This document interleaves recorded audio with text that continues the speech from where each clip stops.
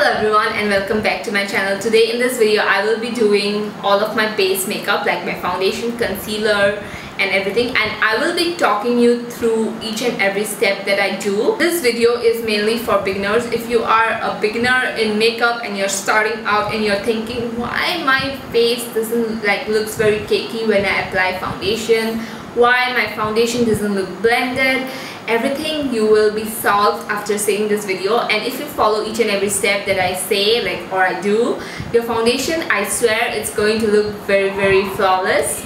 And yeah, let's get started to the video, because I know I talked a lot in this video, and as I know I filmed it, this video is very long. So yeah, definitely hit that subscribe button down below before moving into the video, and definitely click on the notification bell as well. So I have done my eyes and I did not do my face, since I will be talking and going through all the steps that I do, and then I will do all of my base makeup.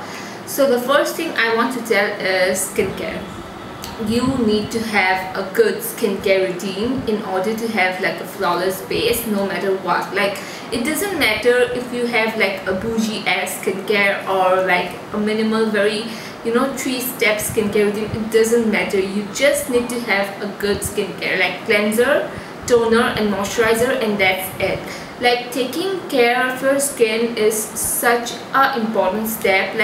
Foundation can really minimize your problems, it can hide away your problems, but if you do not have a good skincare routine, your skin is going to be very dull and it's not going to look very radiant, and it's going to look like makeup. When you put on makeup, it's going to look like makeup. So keeping aside my skincare routine, I don't have a really big skincare. I'm not really big on skincare, but I do have a minimal skincare routine which I do every morning before putting on makeup. After skincare comes priming. So I am very big on primers. I believe in primers. Many people don't. They think that primers are kind of gimmick, and many people don't believe in actually priming up your face. Priming is a very important and necessary step before foundation, just because it preps up your skin to have a flawless base. Think your face as a blank canvas and you have a lot of texture, and if you don't prime your face, your foundation is definitely going to look very texturized and it's going to look not good. That's what I'm trying to say. It's not going to look good. Whereas if you prime, it's going to look very soft, very supple, and the foundation will go on a lot smoother, a lot flawlessly. Also, while you're priming, you have to keep in mind your skin problems. If you have textured skin, you need to go and put on a blurring primer or a smoothing primer. If you have oily skin, you need to put on a mattifying primer so that your oils will stay intact for hours and hours. And if you have dry skin, then of course you have to use moisturizing primer.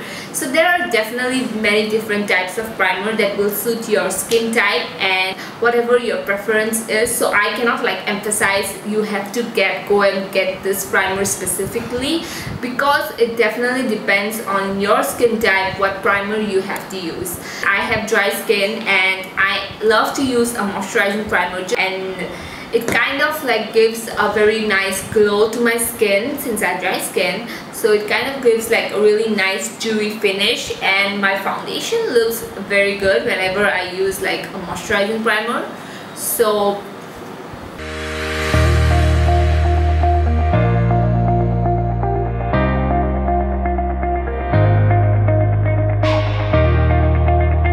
after you're done priming your face, the most important and necessary step is tools. You cannot you cannot think your makeup is going to look very good unless you use the right tools.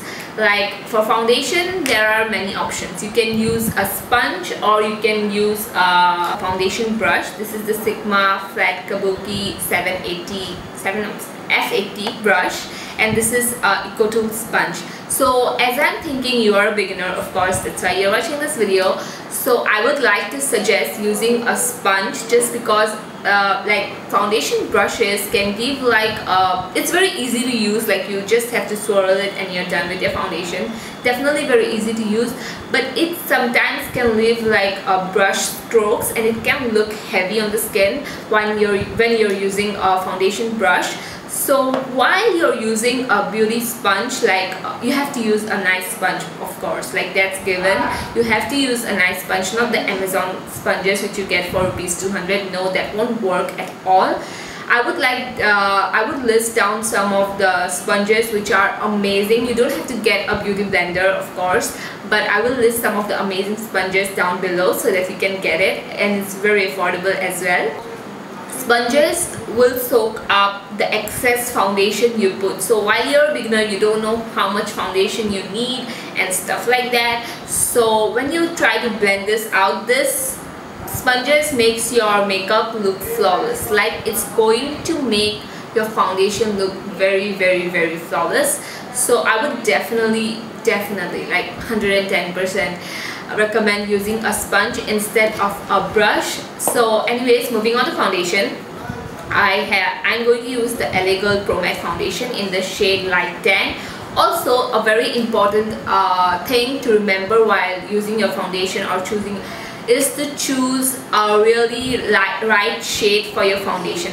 Like if you choose a lighter shade of foundation, your face is going to look ashy.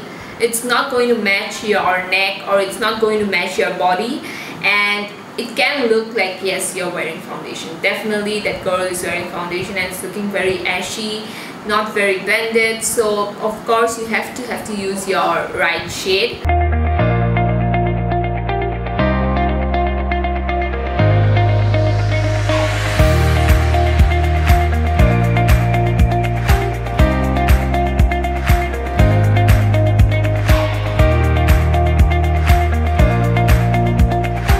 So this is how my skin looks after applying one layer of foundation.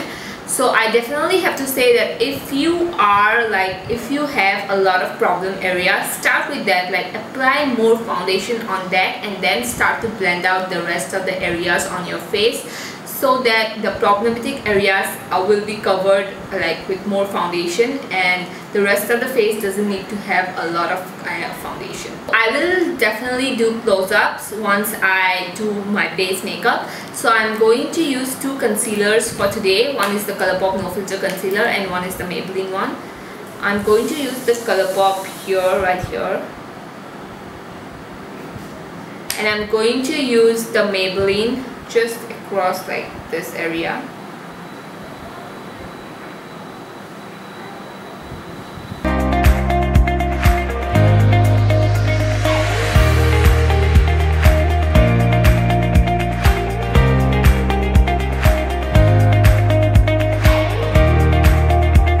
You need to set your concealer immediately after putting it on with a powder, but for setting on the foundation, you need to let the foundation like sit on your face for a little bit, let it dry like on its own, and then set your face. What happens is that if you apply your foundation and directly set it, it kind of makes it look cakey. Like imagine having to put a cream and then you put powder on top of it, and like it will look a bit kind of like messy. So yeah, your face is going to look like that. So let your foundation set for a while and do your other things like brows and stuff like that, or set your concealer immediately, just because you have lines under your eyes and concealer tends to settle in those lines. For setting my under eyes, I will use this banana shade, and either you can use a sponge for that or like a brush to set your under eyes.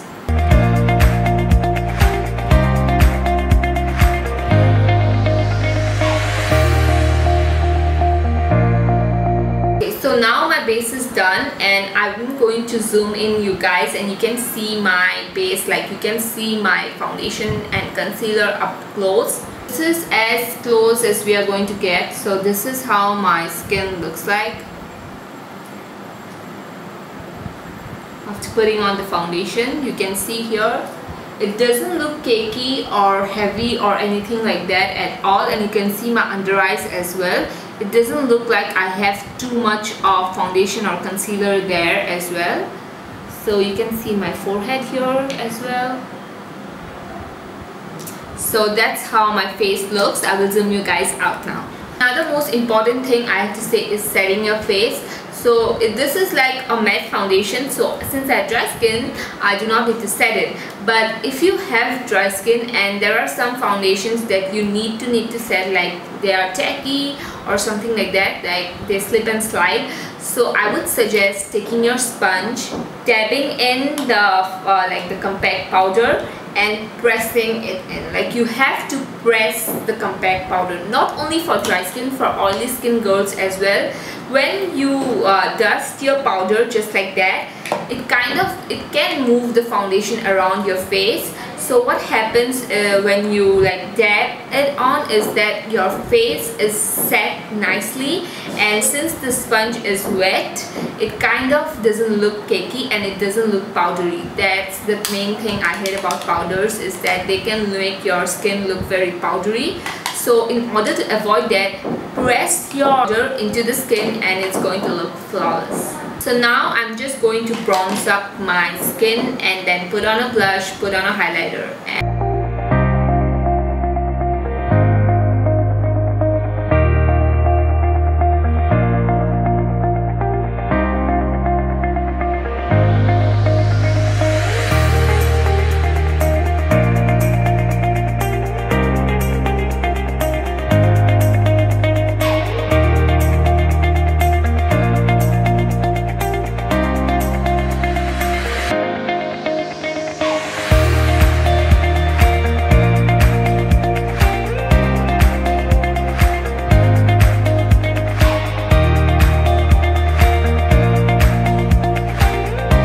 Okay, so all of my makeup is done. I'm wearing the Colourpop Love Bug liquid lipstick, and yeah, this look also turned out to be great.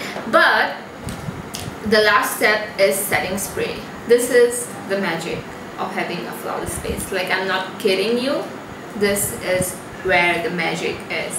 So we use a lot of things. We use blush, we use highlight, we use contour, we will use bronzer and everything like that. And also if you use compact powder, that's also on your face. So when you apply the setting spray, this mist on your spray, it kind of makes your makeup melt into one, and it kind of looks very dewy, very good, very flawless. Your foundation sinks into the skin nicely, your bronzer melts with your foundation, your highlighter looks one with your skin, so everything becomes one and your skin looks like skin. So as I've said, this is where the magic is. So while using a setting spray, you need to make sure the mist, like the mist on it, is very, very fine, so it doesn't squirt water on your face, and your face, like, it doesn't squirt water on like a certain area.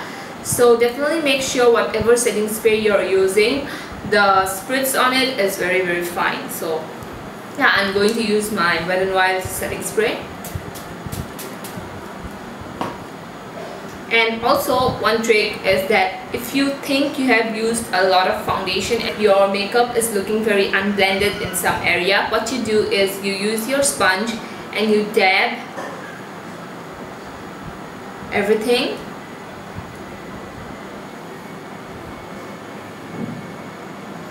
So those were all the tips that I used to make my makeup stay longer and to make this looking very fresh, very natural, very skin-like. Obviously when you use foundation, when you use this much makeup, it's not going to look like your skin. Of course, it's definitely going to look like makeup, but not makeup-y makeup, like not very cakey, not like a mess. It's going to look very flawless. That's what I'm getting at. Okay, so before leaving, I want to give like a quick kind of tip, is that if you have a lot of facial hairs on your skin, like a lot of those facial hairs we all girls have, your foundation will kind of adhere to those hairs, kind of facial hairs, and it's going to look very fake. Like, I used to wear foundation with my facial hairs before, like 2 years, 3 years back, I believe.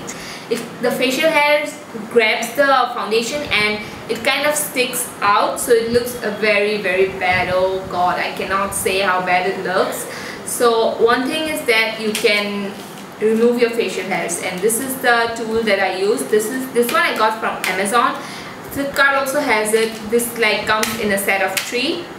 And now in this video, of course, I cannot explain how to use this. That would be like a video in itself.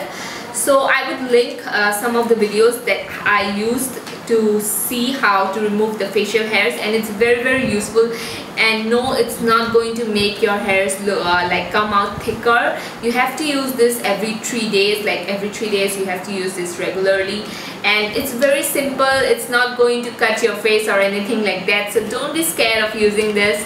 And I swear, if you remove your facial hairs and you put on your foundation, man, it's going to look flawless. If you want to remove your facial hairs, this is like the easiest way, because believe me, I have tried everything. Threading, I have tried bleach, I have tried removing facial hairs at home, remedies, I have tried face masks, everything you can possibly think of, and I swear this is the only way.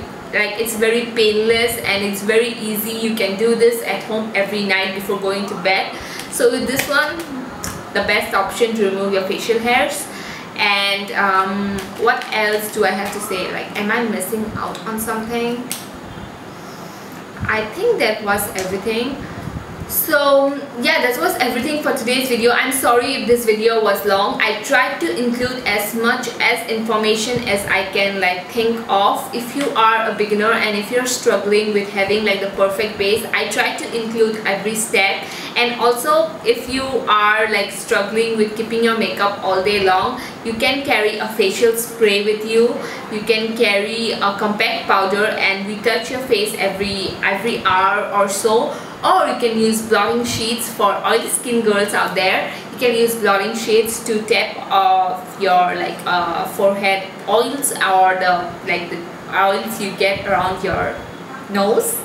So yeah, that was everything for today's video. I hope this video was helpful. I really do. Even if I help one of you out there, I would think this video is very successful, because honestly, believe me, when I started out in makeup, base, like it was all about that base. Like honestly, I do believe that if your base makeup looks good, your makeup overall is going to look very flawless, and we all here are trying to achieve that. Even me, in some way, I'm still trying to learn more tips and techniques of achieving more flawless base. So yeah, anyways, if you haven't subscribed to my channel yet, please definitely hit that subscribe button down below. Yeah, it's down below right there, and click on the notification bell since you'll get notified of my future videos as soon as I upload them. Anyways, I will see you all in my next video. Bye.